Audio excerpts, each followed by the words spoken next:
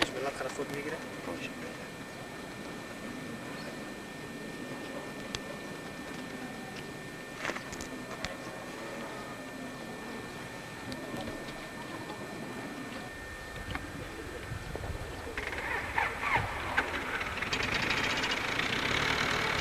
Oh shit.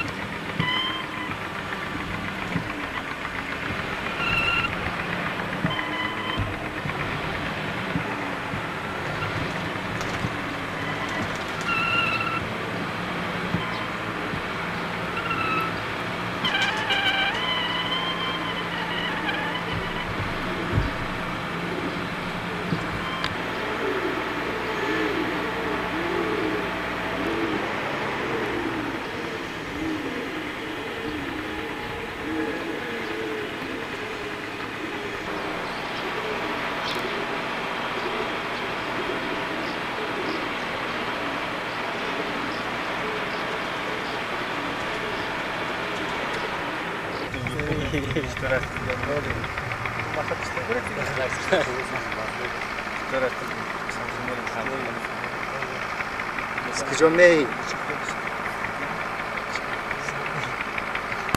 Jomori. Oyun benim. Tu kamsın benim. Man. Zeri Buddha. John Berry. Vale. Join. Yılmaz Zeri Buddha mı diyor? Bunu çakar mı bunu şey olmadı. Savunun Berry. Çavlim. Ulayat. Ulayat. Su şaşkın Berry.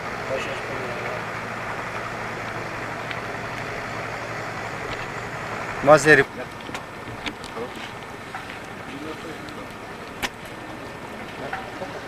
Takla.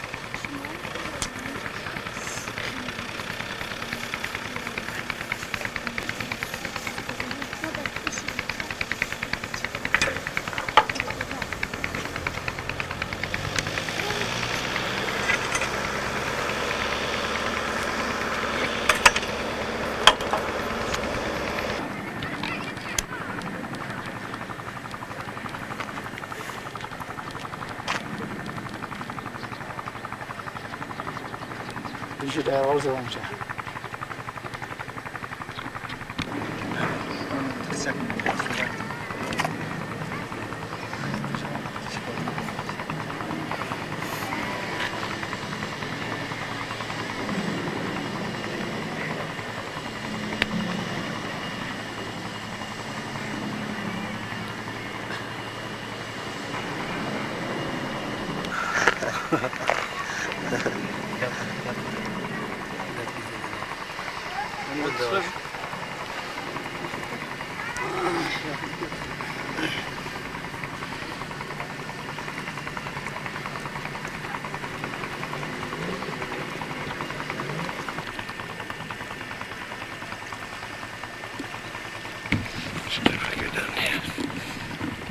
Video?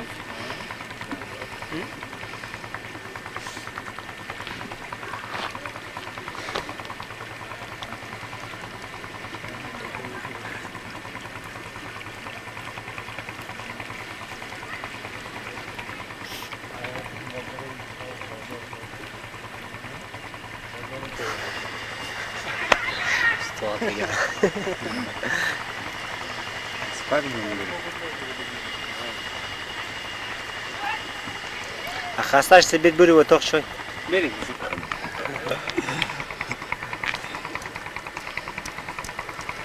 بالا بیش کنم. سعی سر بالا.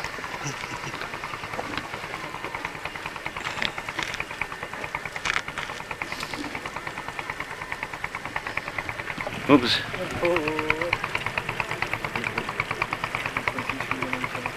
Sonra kaçta böyle götüren.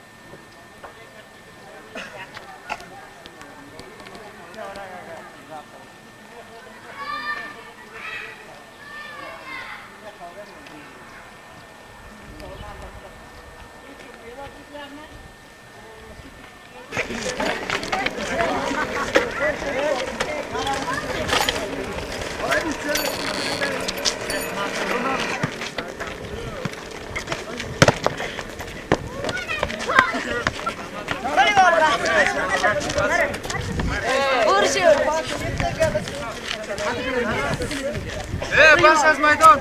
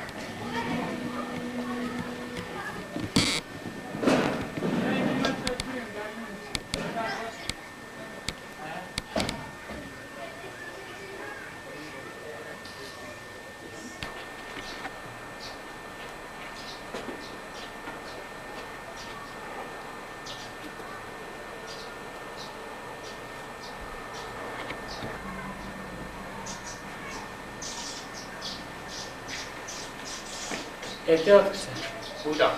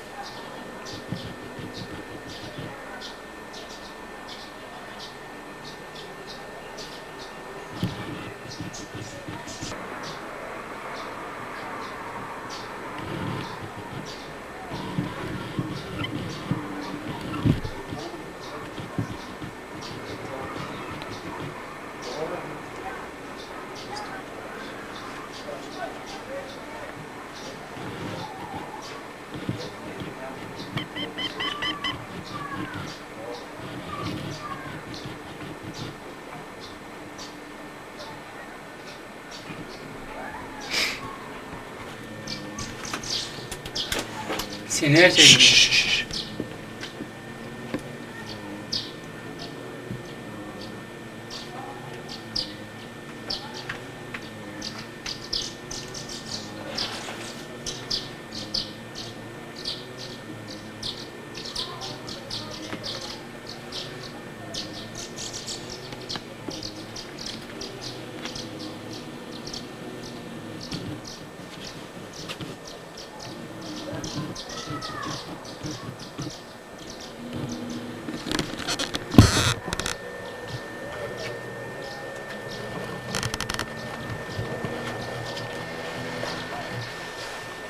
ایت پایین سعی نکشه.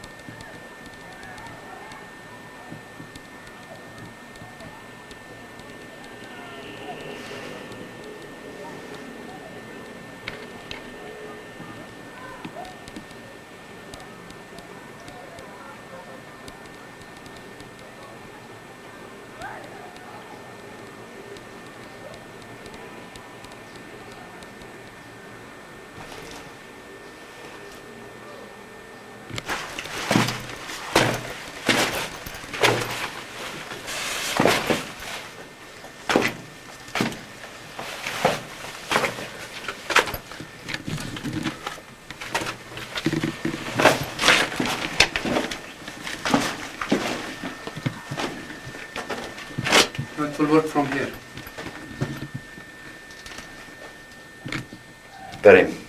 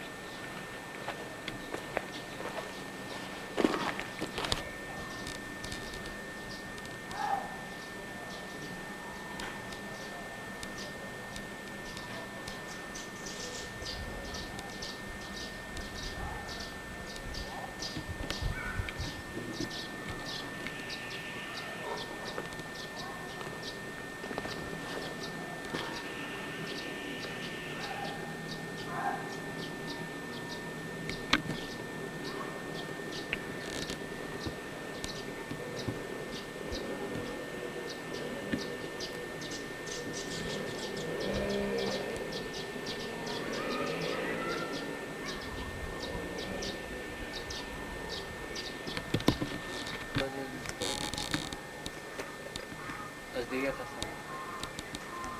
So close me. Huh? So good, yeah, so close me.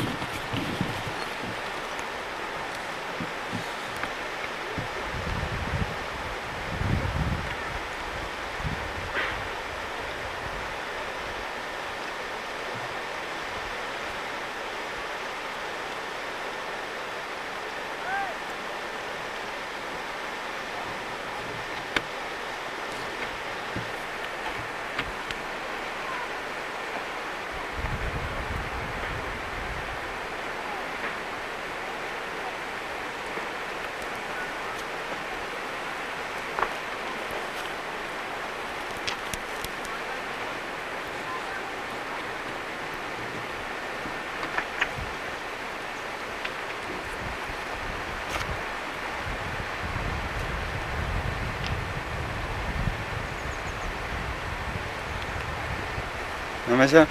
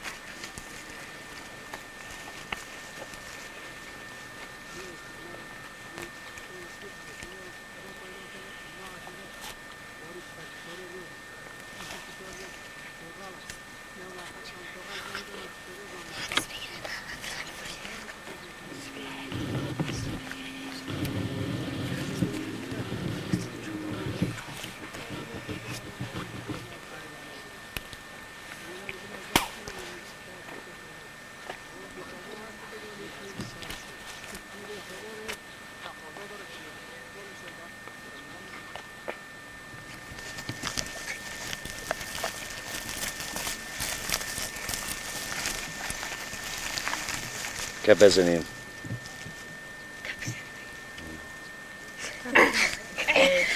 Hey, hey, hey.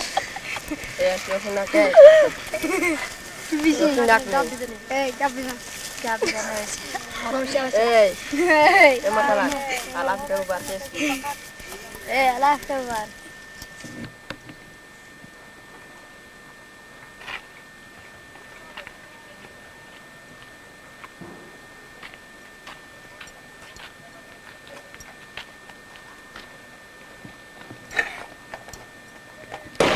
Good afternoon.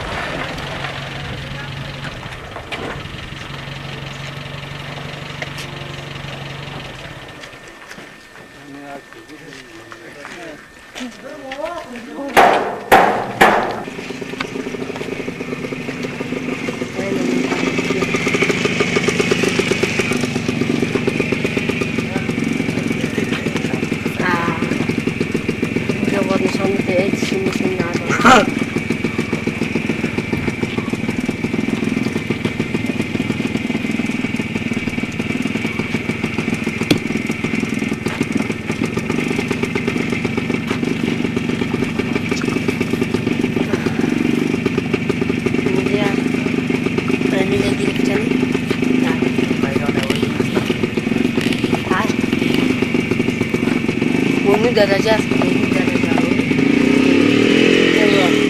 bermontar kan?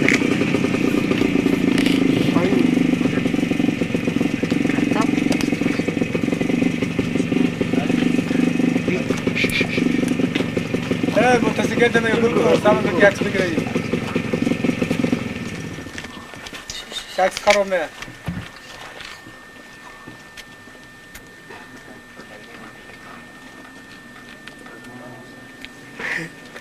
साबर को पैमाने जी बस फाटा रहा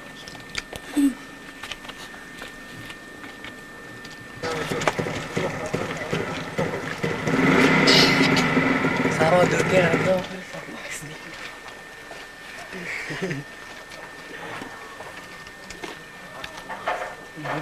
Almost done.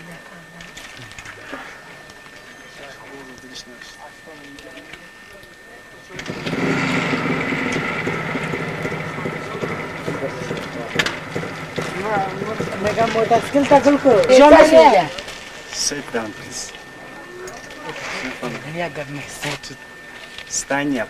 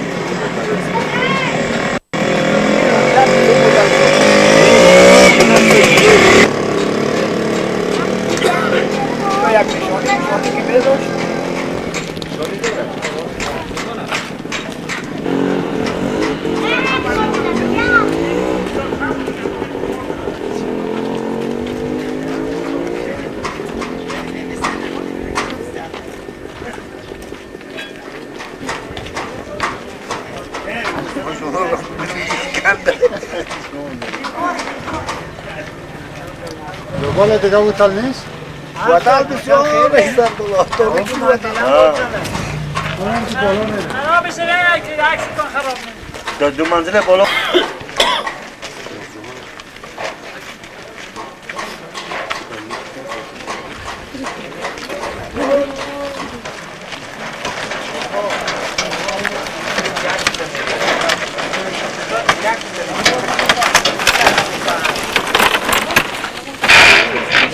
خوش شمالو رفتی یعنی تو توتال رو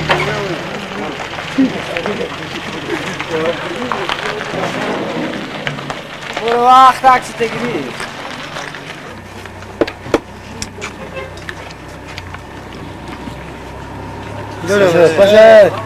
باشه نلقا بسیار عبدالله بیدم بره پس چه بشه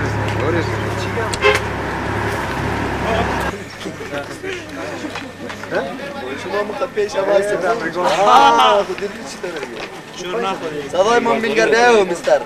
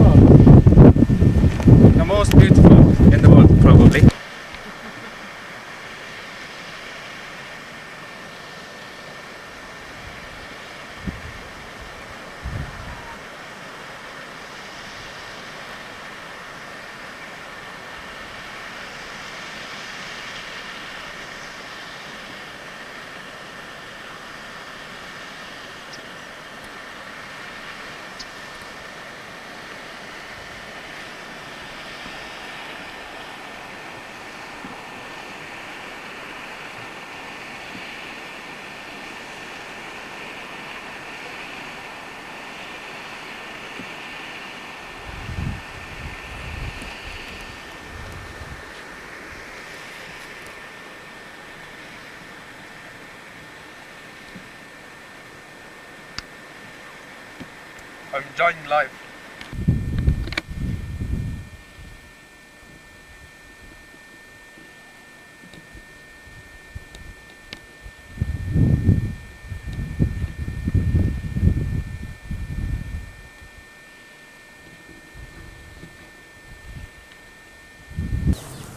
Are we recording? Yes.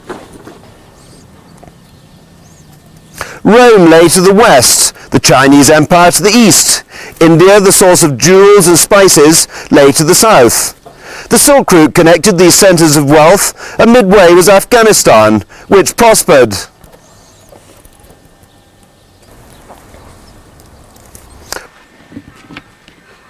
خب بفرمایید.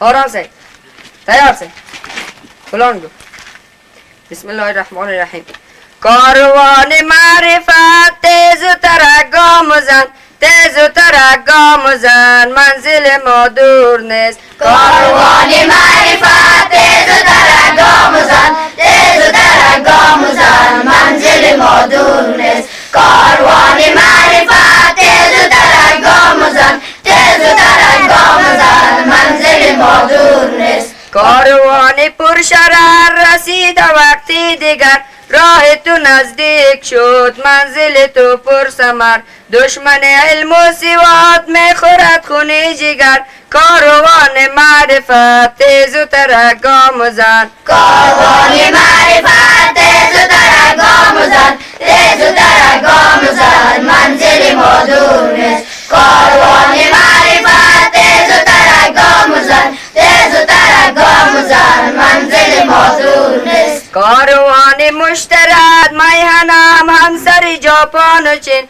کاروان معرفت تیز و ترگام زن کاروان معرفت تیز و ترگام زن تیز و ترگام زن منزل ما دور نیست کاروان معرفت تیز و ترگام زن تیز و ترگام زن منزل ما دور نیست غزنی و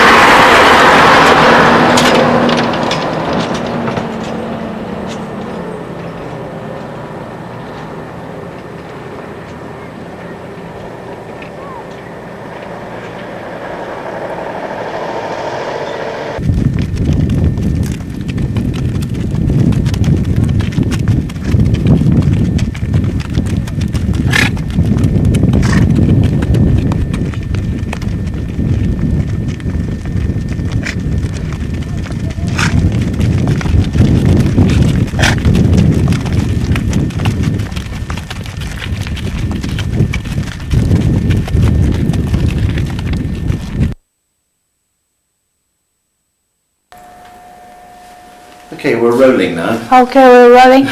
Shall I ask the question? Nancey, having seen the pictures just now of Bamiyan, and you used to know it very well more than 15 years ago, what was your impression of the state that's in at the moment? Well, I was absolutely thrilled to see that so little damage seems to have taken place.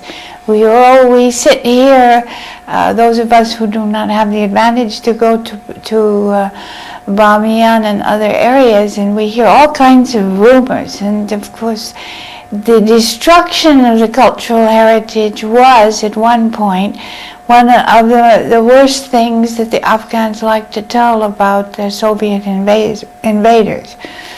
And to put them down, they say, well, they're so uncouth, they destroy all these beautiful things as part of our heritage.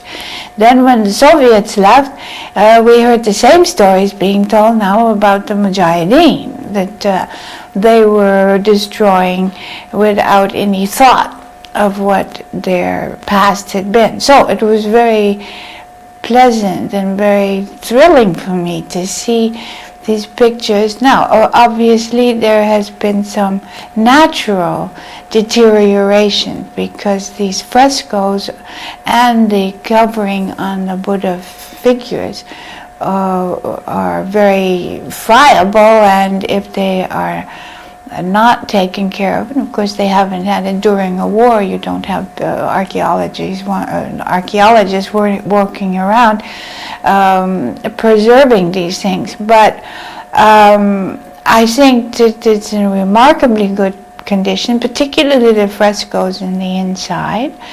And I also have heard that the people of Bamiyan are quite aware of the fact that they have the responsibility for taking care of these, and they have not damaged them. And all these stories we hear of bullets and rockets in the middle of the big Buddha, it seems not to be true, and it's very exciting to see that.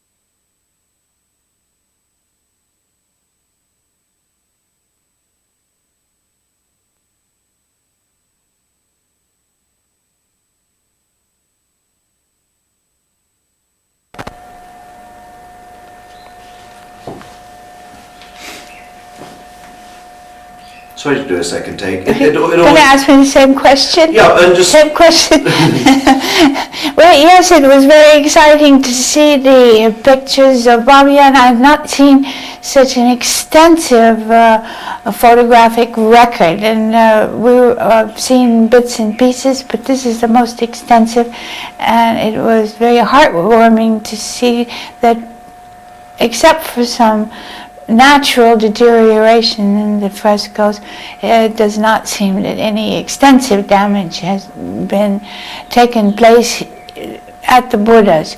I think that therefore, as usual, we have so many accounts of that the Soviets had stolen this, that they had damaged that, and then when the Mujahideen came, the same stories were told by opposing parties, that the other one didn't take care of their heritage and they were destroying things.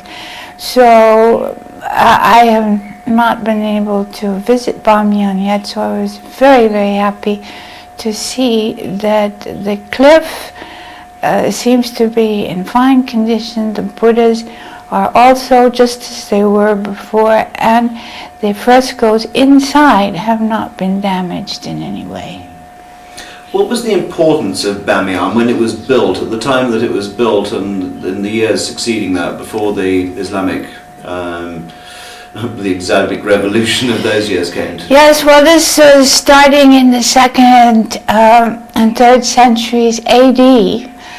when you had the fluorescence of your silk route and commerce, the caravans were traveling almost every day and all the time, except during the difficulties of when the passes were blocked by snow. But the caravans were coming from India and going to Balkh, which was the big transshipment point. And there they met the caravans coming from Rome and from China, and they exchanged their goods. So Balkh was the big center, commercial center. But at this time, this was the main route through the very difficult mountains. And the midway, exactly midway on that route, was this valley of Bamiyan. So there wasn't anything there in the beginning, but as more and more of these caravans came through, a very large bazaar. The bazaar that you see in the film here is very small and humble compared to what the big caravanserais that used to be there.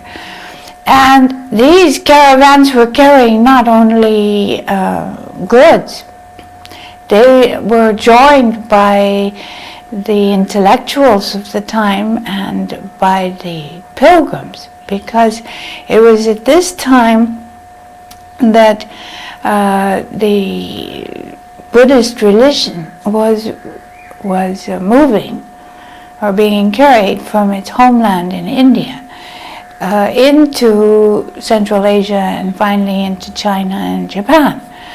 Now, the missionaries joined these caravans, and I think having seen the photographs, I think anybody can believe it's such a gorgeous valley, and there was such a huge commercial activity going on there that anybody knew that they had a captive audience there, because all these caravans had to come through there. So they built small Buddhist temple, and then they got bigger and bigger, and then something about these fantastic cliffs inspired during the 4th century to. So the